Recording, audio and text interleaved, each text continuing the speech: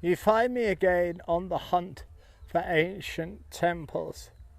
And just look at this place. It is enchanting. It is the personification of that word. Look at this beautiful expanse of water here, this river. And the temple itself is just right there. But to get there, you and I need to walk through this fairy tale landscape. Now, I've got a confession to make. I have been here before, but it was one of the first temples I ever came to.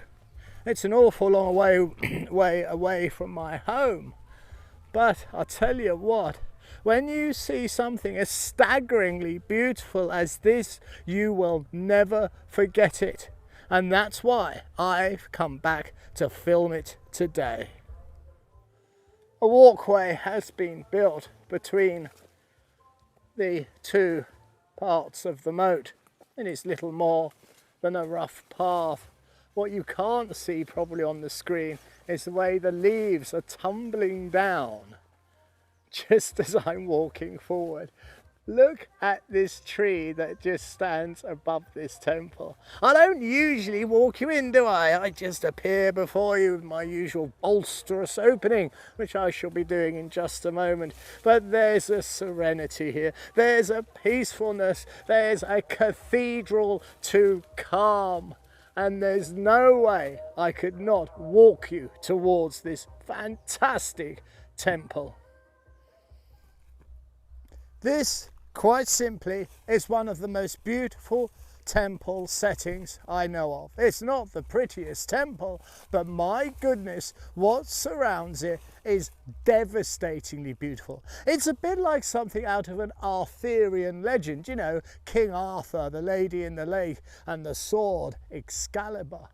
Actually, now I look at that lake, I could just imagine a solitary hand coming up and offering the sword of Excalibur to a mighty noble knight such as King Arthur.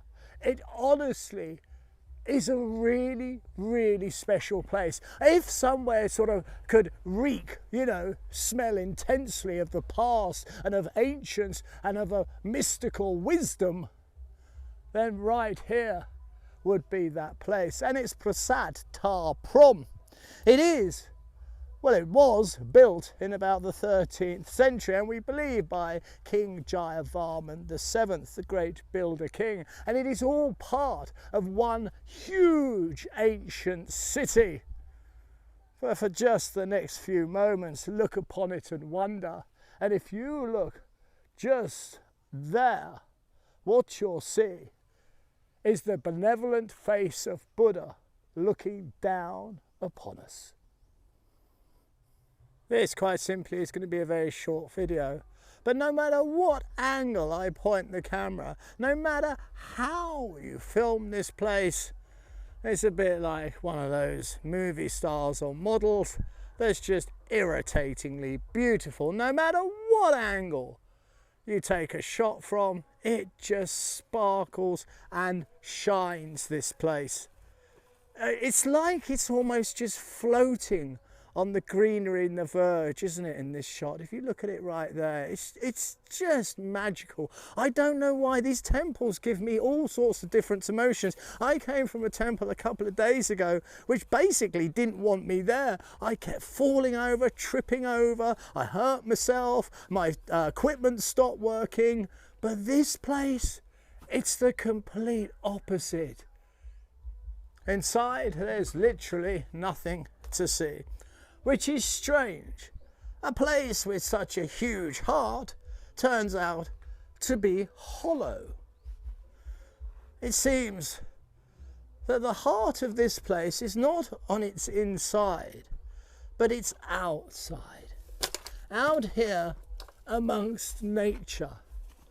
As I go over the fallen masonry blocks, I give you just another angle, and I haven't prepped these angles, another angle of what surrounds. Wow. Here in all this greenery, and I can see some right at the back there, are laterite blocks. Once there was an ancient library here, and we can only imagine as to what wisdoms were held within. But what is amazing, although these square, smaller buildings have gone, the central tower still stands.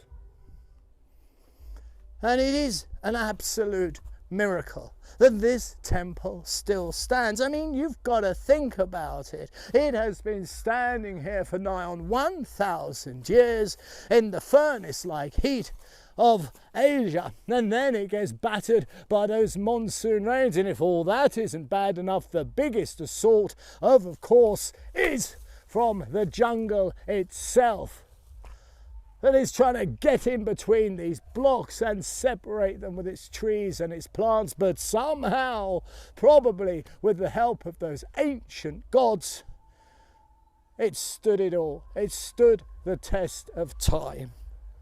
And I'll tell you what, there is something special about this temple. If you ever get a chance to come and see this temple, do so.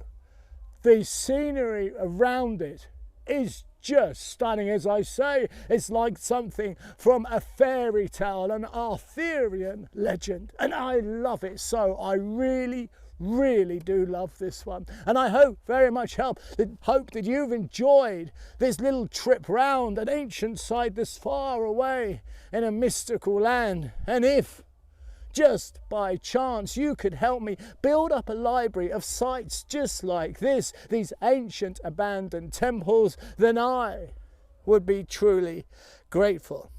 And how you do that is you go to www.patreon.com/temples. It's as simple as that. So until next time, as always, I wish you absolutely nothing but, of course, the very best. You be sure to take good care now.